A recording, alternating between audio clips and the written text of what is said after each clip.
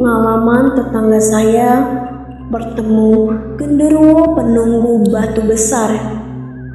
Tetangga saya bernama Pak Dadang. Beliau sekarang berusia sekitar 50 tahun. Pengalaman Pak Dadang terjadi ketika ia masih kecil, berumur sekitar 7 tahun. Orang tua Pak Dadang memiliki sawah yang sangat luas, namun pengerjaan sawah diserahkan kepada orang lain yang bernama Pendi.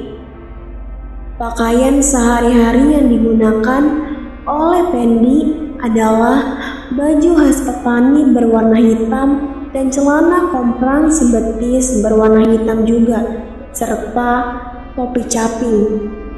Kadang-kadang Pendi suka mengajak Pak Dadang untuk pergi ke sawah.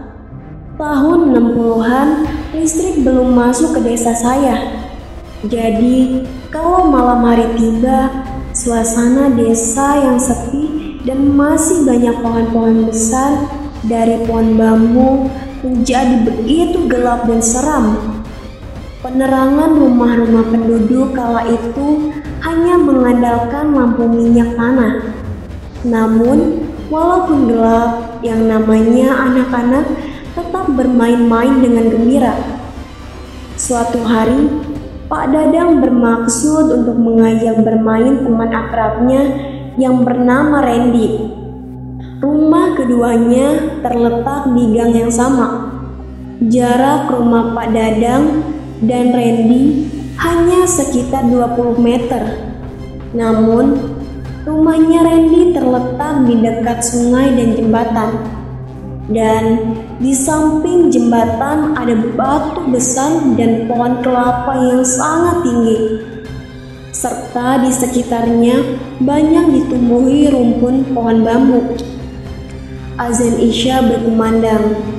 Rupanya Pak Dadang sudah tidak betah di dalam rumah dan segera keluar untuk bermain bersama Randy. Pak Dadang berjalan sendiri melintasi gang yang sangat gelap. Sampai di depan rumah Randy, suasana sepi sekali. Pintu rumah Randy tertutup rapat. Pak Dadang berusaha memanggil-manggil Randy agar tahu kalau Pak Dadang sudah ada di depan rumah. Lama ditunggu, Randy belum keluar rumah juga. Pak Dadang belum menyadari kalau hari itu adalah hari Kamis malam, alias malam Jumat pas Kliwon. Pak Dadang mencium bau yang sangat aneh, seperti bau singkong bakar.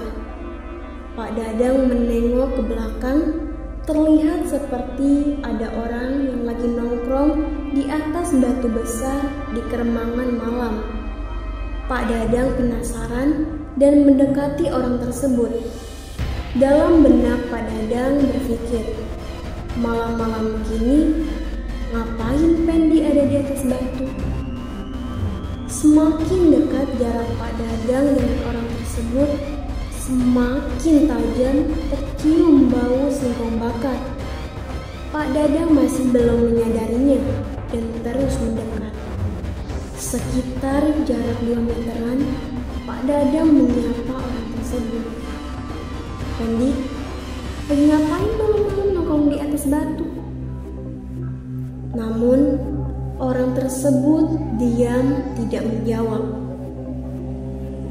Pak Dadang mengulangi menyapa lagi. Pendi.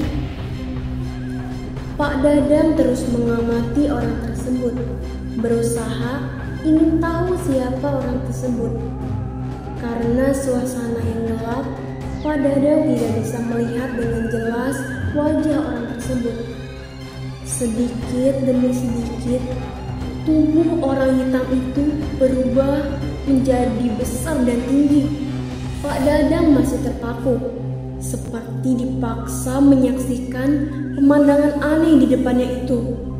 Semakin lama orang tersebut berubah menjadi tinggi sekali, setinggi pohon kelapa. Merinding, sekujur tubuh Pak Pak Dadang.